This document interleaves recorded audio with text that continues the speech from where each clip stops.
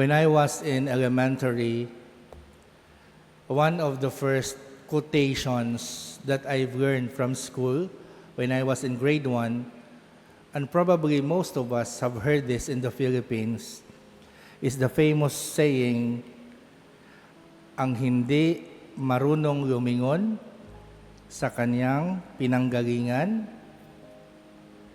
ay hindi makakarating sa kanyang paroroonan.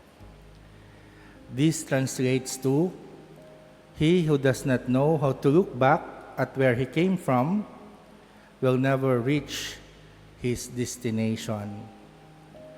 So this saying emphasizes the importance of recognizing signs from our past to guide us towards the future. So recognizing the signs from our past in order for us to guide us towards the future. Don't get me wrong.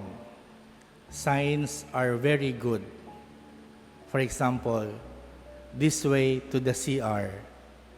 Malaking tulong po yun, di ba? Mayroon ding huwag tumawid, nakakamatay. Bawal ang plastic. Yung ano po yung isang plastic. Pwede rin po yung isa. Beware of dogs. Fake news. There are lots of beautiful and helpful signs around us. Marami po at malaking tulong po ang mga signs ngayong panahon.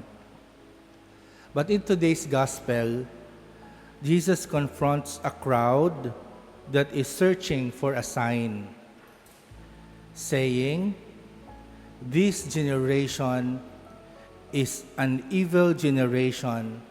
It seeks a sign, but no sign will be given it except the sign of Jonah." The people wanted a miraculous sign.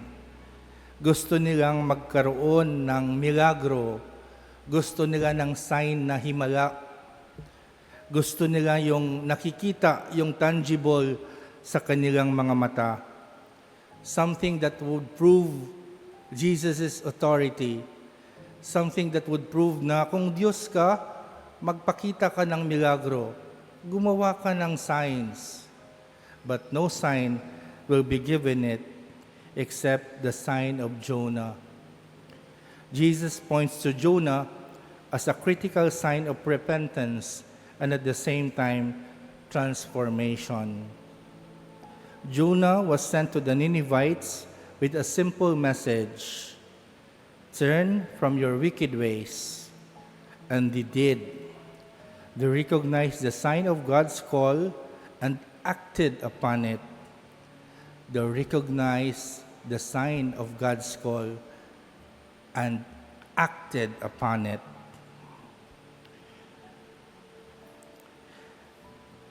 Jesus tells us that He is the greater sign. He is the greater sign, inviting us not to look for extraordinary events, but to understand the profound significance of His message of love, grace, and repentance. Hindi po kailangan ng malalaking milagro. The mere fact na nagising kayong ngayong umaga, na buhay pa, na humihinga pa, sign na po yun na mahal kayo ng Diyos. Na nakapaglakad kayo papunta dito sa simbahan, kasi maraming iba hindi na nakakapaglakad, that is a sign na the Lord is there. Yung sign na hindi kayo masyadong nagkakaroon ng problema, or kahit nga doon sa mga problema natin, nandun pa rin ang Diyos. So, no need really for big signs just to recognize the loving presence of God in our midst. Unfortunately, many of us Filipinos do not follow the signs. Red traffic light, pero cross pa din, di ba? Sinabing no parking, pero doon pa din nagpa-park. Sinasabi ng doktor na no sweets, no lechon, okay lang, may medicine naman. No to vote buying. No to vote buying, especially that the election time is coming. Pero talamak pa din ang bintahan ng boto. And we expect change in this country. If you are part of the problem, you must also be part of the solution.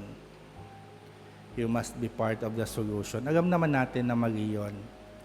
But sometimes, we choose not to follow the signs. Let us admit it. Let us admit it. We must understand the importance of signs. Jesus is asking us to recognize the signs God places in our daily lives. Are we paying attention really to this change, to His call for change, for love and for unity? Let us not miss these signs that God is giving us. The greatest sign is not the miraculous, but in the everyday invitation to turn our hearts toward Him and embracing His teachings. Just as we look back to our roots to guide our future, may we look to Jesus, the ultimate sign of hope and redemption, as we move forward in faith.